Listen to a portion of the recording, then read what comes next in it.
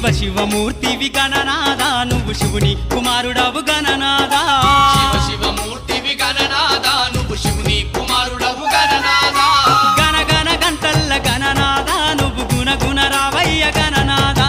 శివ శివమూర్తివి గణనాదా నువ్వు శివుని కుమారుడవు గణనాదా శివ శివమూర్తివి గణనాదా నువ్వు శివుని కుమారుడవు గణనాదా